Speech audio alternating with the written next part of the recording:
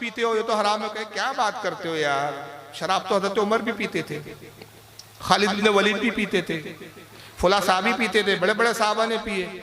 تو ہم کہیں گے کب پیتے تھے؟ قرآن میں شراب کی حرمت کی آیت آنے کے بعد پیتے تھے کہ پہلے پیتے تھے؟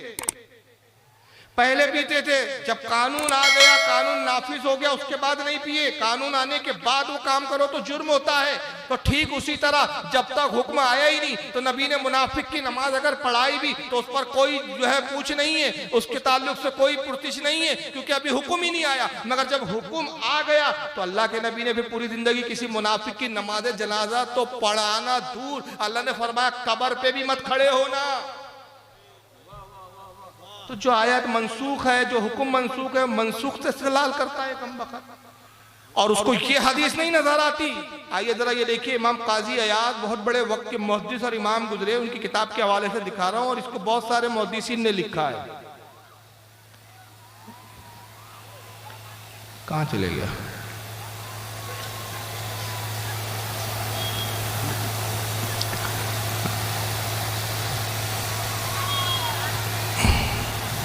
درود شریف پڑھے اللہم صلی علی سیدنا مولانا. تھوڑا سا نکالنا پڑ رہا ہے اصل میں.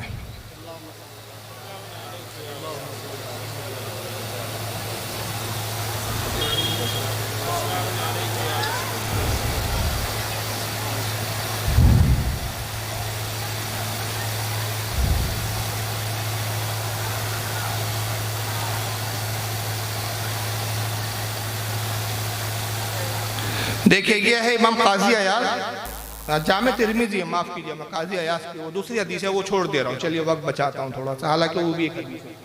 جامع ترمذی آپ کے سامنے پیش کر رہا ہوں, یہ حدیث کی کتاب ہے. یہ ظاہر ہے حدیث کے بعد پھر کوئی گنجائش نہیں رہتی. یہ بدنام کرتے کہ بریلوی کس سے کہانی بتاتے, نہیں جناب حدیث ہے. یہ جامع ترمذی کتاب المناقب باب فضائل عثمان ابن عفان, حدیث نمبر 3709, اور حدیث روایت ہے حضرت جابر رضی اللہ تعالیٰ عنہ سے. ان جابرین قالا ان رسول اللہ معاف کیجئے ان جابرین قال, حضرت جابر سے روایت ہو کہتے اتیا رسول اللہ صلی اللہ علیہ وسلم بے جنازتی رجل یصلی علیہ, کہتے کہ رسول اللہ صلی اللہ تعالیٰ وسلم کی بارگاہ میں ایک جنازہ لایا گیا, حضور کی خدمت میں جنازہ لایا گیا اور کہا گیا یا رسول اللہ آپ اس کی نماز جنازہ پڑھا دیں. فلم یصلی علیہ, نبی پاک نے اس کی نماز جنازہ نہیں پڑھائی. انہوں نے کہا نہیں میں اس کی نماز جنازہ نہیں پڑھاؤں گا. فقیل یا رسول اللہ, صحابہ نے عرض کیا اللہ کے رسول, ما رأیتک ترکت الصلاۃ علی احد قبل ھذا, اللہ کے نبی ہم نے اس سے پہلے تو کبھی آپ کو ایسا نہیں کرتے ہوئے دیکھا کہ آپ نے کسی کی نماز جنازہ نہ پڑھائی. ایسا آج تک ہوا ہی نہیں کہ نماز جنازہ لایا گیا اور آپ نے پڑھانے سے انکار کر دیا. اس سے پہلے ہم نے ایسا نہیں دیکھا. کیا بات ہے کہ آپ نے نماز جنازہ نہیں پڑھائی؟ قال انہ کان یبغض عثمان فابغض اللہ, کہا کہ میں اس کی نماز جنازہ اس لیے نہیں پڑھا رہا ہوں کہ یہ میرے عثمان سے بغض رکھتا ہے تو اللہ اسے ناپسند فرماتا ہے. تو جو عثمان غنی کا گستاخ ہو, نبی اس کی نماز جنازہ نہ پڑھائے, تو جو نبی کا گستاخ ہو تو ہمارا امام اس کی نماز جنازہ کیوں پڑھائے؟ اور حدیث کس کتاب کی ہے؟ ترمذی. اس کو امام قاضی عیاض نے بھی لکھا کتاب الشفا میں جلد و صفحہ 55 پر, امام ابن عدی نے الکامل میں لکھا, یہ سب حوالے ہیں. اس کو امام ابن ابی حاتم نے بھی لکھا اپنی کتاب العلل کے اندر, بہت سارے محدثین نے اس کو لکھا ہے. تو بہرحال یہ حدیثوں سے بھی ثابت ہوا. لیکن آئیے اب تصویر کا میں ایک دوسرا رخ دکھاتا ہوں. ابھی طارق جمیل صاحب بڑے اس بات پر رو رہے دھو رہے تھے اور افسوس کر رہے تھے کہ بھائی ایک دوسرے کی مسجد میں نہیں جاتے ہو, ایک دوسرے کا احترام نہیں کرتے ہو, امت بن کے رہو, محبت کرو, آپس میں اختلاف ختم کر دو. لیکن اسی جماعت کے دوسرے مولویوں کی حالت کیا ہے؟ ایک آدمی مارتا ہے, دوسرا سہلاتا ہے. یعنی دیکھو پالیسی منافقوں کی کیسی ہے.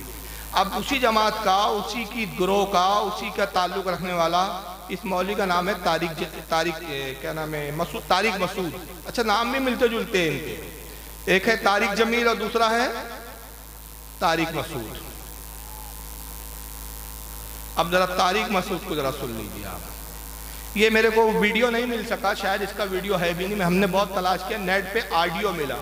اور آواز بھی تھوڑی اکو میں زیادہ تھی، تو ہم نے بات سمجھ میں آیا، اس کے لیے اردو کی اسکرپٹ بھی ڈالی ہے، اردو کی اسکرپٹ بھی لکھتی ہوئی آتی ہے، تو کیا کہہ رہا ہے ذرا سنیں۔ لیکن یہاں اگر آپ نے کہا یا رسول اللہ میری کشتی کو پار لگا دے، ایسا آدمی مرتد ہے، کافر ہے پکا۔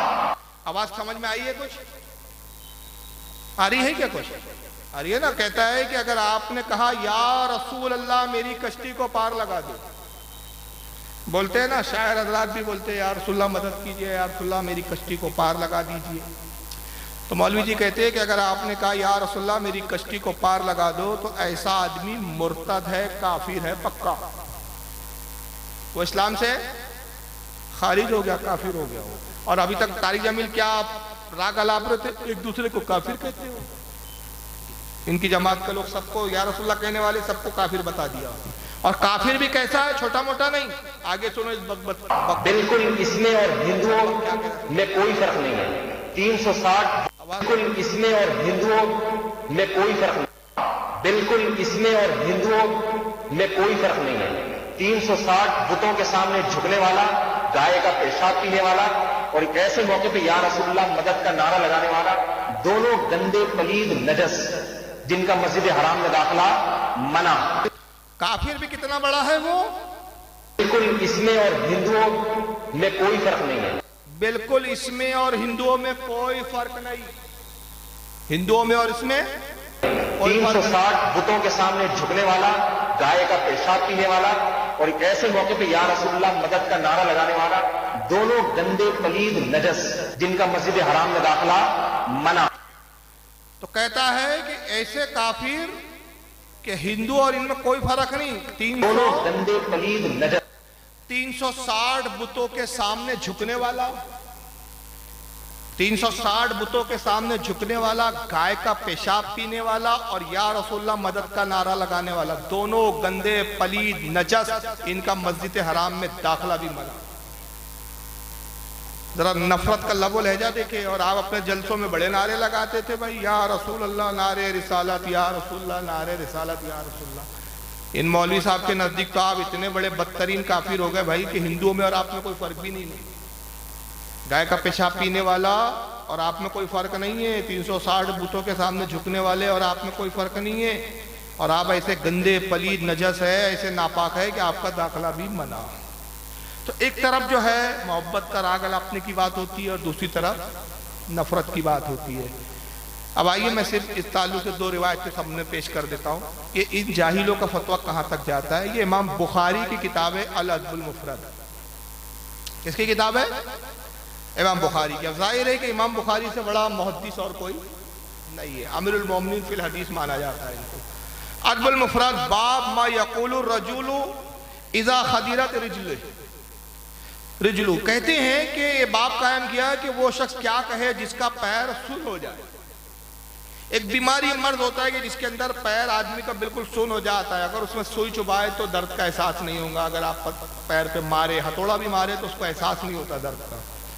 تو امام بخاری کہتے ہیں کہ ایسا شخص جس کا پیر سن ہو جائے اس کو کیا کہنا چاہیے، اس کو کیا علاج کرنا چاہیے۔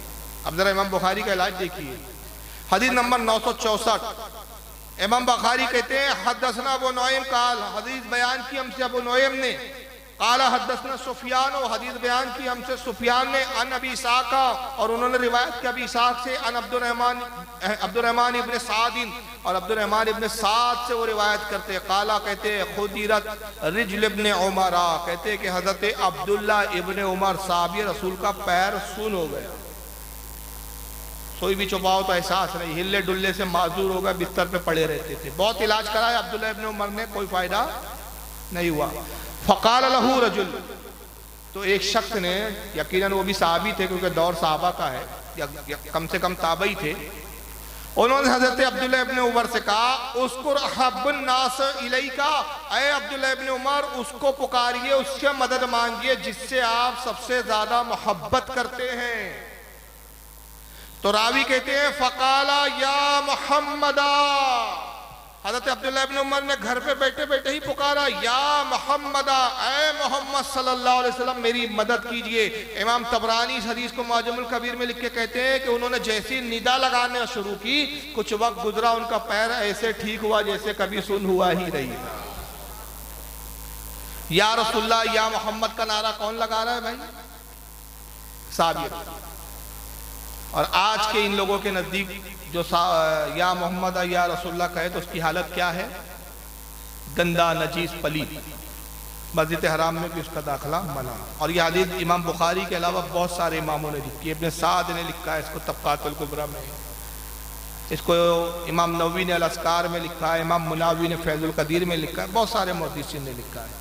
حتیٰ کہ ابن کثیر ان کے ایک بہت بڑے عالم گزرے جن کو دیوبندی اور اہل حدیث دونوں فرقے کے لوگ مانتے ہیں. ان کی ایک بڑی مشہور کتاب ہے البدایہ والنہایہ، تاریخ کی کتاب ہے، 18 جلدوں میں آتی ہے. یہ جلد نمبر 9 صفحہ 496. یہ کہتے ہیں کہ حضرت فاروق ابو بکر صدیق کے زمانے میں غزوہ یمامہ ہوا. غزوہ یمامہ کیا تھا؟ ایک شخص تھا مسلمہ کذاب جس نے حضوری کی زندگی میں نبوت کا دعویٰ کیا. جب ابو بکر صدیق خلیفہ ہوئے تو حضرت ابو بکر صدیق نے اس پر فوج کشی کی، فوج کو بھیجا اور کہا کہ جاؤ مسلمہ کو قتل کرو. خالد ابن ولید اور بہت بڑے بڑے صحابی گئے. اس میں کئی جلیل القدر صحابہ تھے. جب کئی صحابہ اس میں شہید ہو گئے تو خالد ابن ولید نے آخری میں جھنڈا اٹھایا، وہ سپہ سالار بنا. اور جب انہوں نے دیکھا کہ مسلمہ کی فوج ہم پر حاوی ہو رہی ہے تو ابن کثیر کہتے ہیں کہ خالد ابن ولید نے پھر یہ آواز لگائی، پکارا. اور ابن کثیر کے الفاظ کیا ہے؟ ثم نادى بشعار المسلمین وكان شعارهم يومئذ یا محمد. کہتے ہیں کہ انہوں نے مسلمانوں کا مروجہ نعرہ لگایا اور یہ اس وقت مسلمانوں کا شعار تھا کہ جب وہ کسی پریشانی اور تکلیف میں مبتلا ہوتے تو کہتے یا محمد یا محمد، یعنی اے محمد صلی اللہ علیہ وسلم ہماری مدد کیجئے، ہماری مدد کیجئے.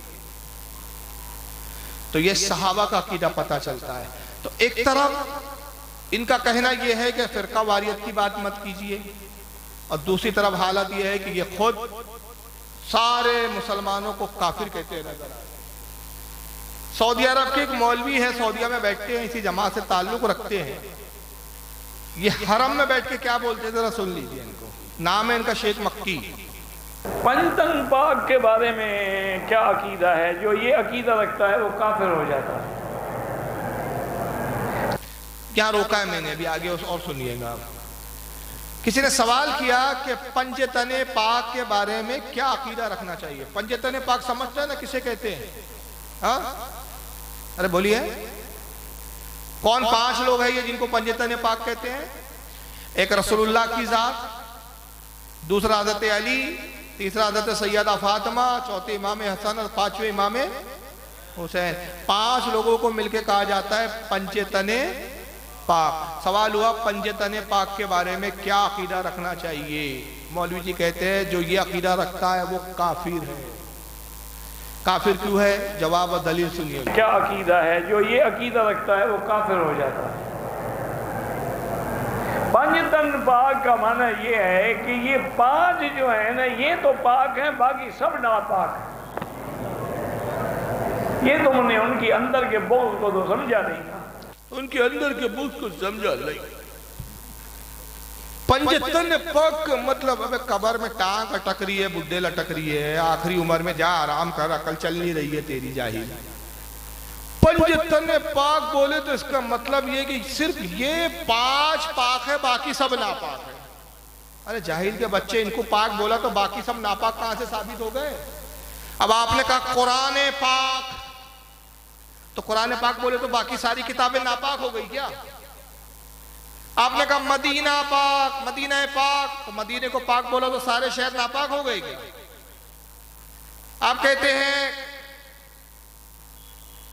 قرآن پاک، بخاری شریف، تو بخاری شریف ہے تو باقی ساری کتابیں کیا بدماش ہے کیا؟ کسی اگر کتاب یا کسی جگہ کو آپ پاک کہتے ہیں، شریف کہتے ہیں، کسی ذات کو پاک کہتے ہیں، شریف لگاتے ہیں اس کے نام کے آگے، تو اس سے یہ تھوڑی ثابت ہوتا ہے کہ دوسرے لوگ ناپاک ہیں. پنجتن پاک ہم اس لیے کہتے ہیں کہ یہ 5 لوگ جو ہے ایک حدیث سے یہ ہمارے علماء نے نکالا ہی اصل میں. اور حدیث یہ ہے صحیح مسلم میں کہ نبی کریم صلی اللہ تعالی وسلم ایک مرتبہ اپنے حجرے سے باہر آئے. حضرت عائشہ فرماتی ہیں کہ حضور باہر آئے، آپ ایک چادر اوڑے ہوئے تھے، چادر سرخ رنگ کی تھی. تبھی حضرت امام حسن دوڑتے ہوئے آئے، رسول اللہ نے امام حسن کو اپنے چادر میں لے لیا. کچھ دیر بعد امام حسین آئے، رسول اللہ نے امام حسین کو اپنی چادر میں لے لیا. پھر حضرت علی آئے، حضور نے علی کو بھی چادر میں لے لیا. پھر حضرت فاطمہ آئی، حضور نے فاطمہ کو بھی چادر میں لے لیا. تو اب اس چادر میں کتنے لوگ تھے؟ 5. اور 5 جو یہ لوگ تھے اسے فارسی میں کہتے تن. تن یعنی جسم. کتنے جسم ہیں؟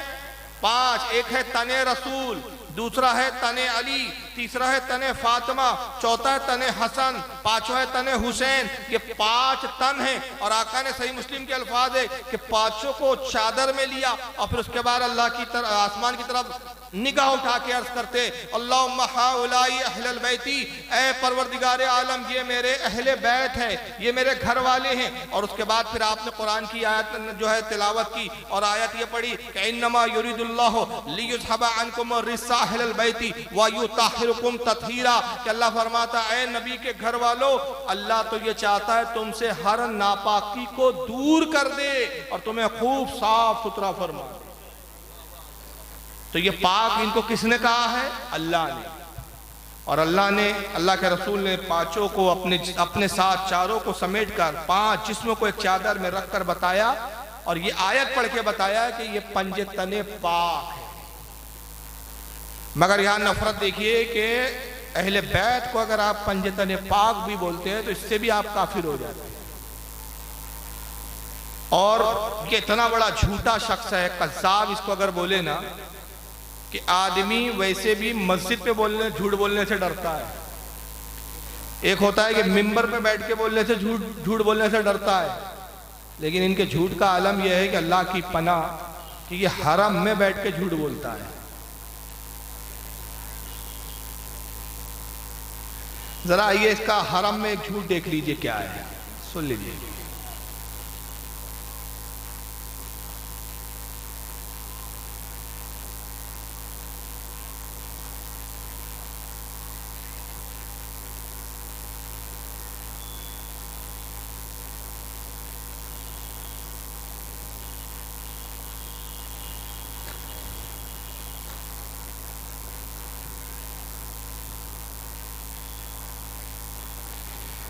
درود شریف پڑھے اللہم صلی اللہ سیدنا مولانا محمد عدد ما فی علم اللہ صلاۃ دائمۃ بدوام ملک اللہ صلی اللہ تعالی علیہ وسلم.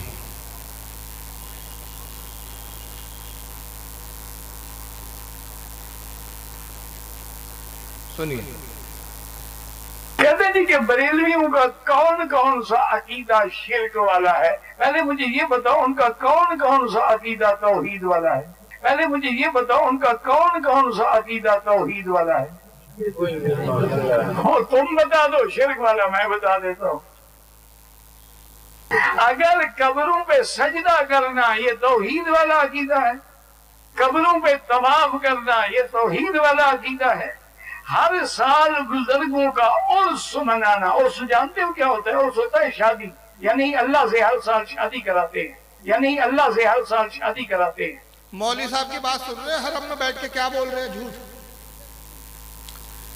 یعنی یہ ایسا ایسا جھوٹ بولتے ہیں اور حرم میں بولتے ہیں تو ان کا باپ ابلیس بھی ان کو دیکھ کے حیران ہوتا ہے اور کہتا ہے میرے بچوں تم نے مجھ سے بھی زیادہ ترقی کر لی ہے جھوٹ بولنے میں.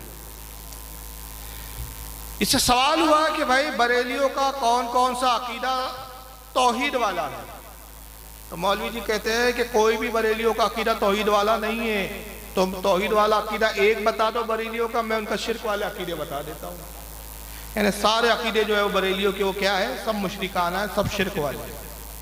اور پھر شرک کی دلیل دے رہا ہے کہ بریلیوں کا شرکی عقیدہ یہ ہے کہ یہ ہر سال عرس منانا، یہ ہر سال قبروں پہ جانا، قبروں کا طواف کرنا، قبروں کو سجدہ کرنا، یہ توحید والا عقیدہ ہے. پھر جھوٹ بولتے بولتے یہاں تک آ گیا وہ کہ ہر سال یہ بزرگوں کا عرس بنانا، اور کہتا ہے عرس جانتے ہو کیا ہوتا ہے؟ یہ ہر سال ولی کی اللہ سے شادی کراتے ہیں. معاذ اللہ. یعنی جس ولی کا انتقال ہوا اس کی کیا کر رہے ہیں؟ اللہ سے شادی کراتے ہیں. مجھے بتائیے آج تک آپ نے کسی بھی بزرگ کا عرس منایا یا مناتے ہیں تو کبھی آپ نے سنا کہ بھائی عرس کا مطلب یہ ہے کہ آج اللہ کے ولی کی فلاں ولی کی اللہ سے شادی ہے؟ ہاں نہیں ہے نا. لیکن اس جماعت کا اندازہ لگائیے کہ جھوٹ بولنے میں سب کے استاد ہے یہ. اور اتنے بڑے استاد ہیں کہ بغیر دلیل کے، بغیر سر پیر کے، بغیر کسی کتاب کے حوالے کے جو منہ میں آیا بک دیتے ہیں۔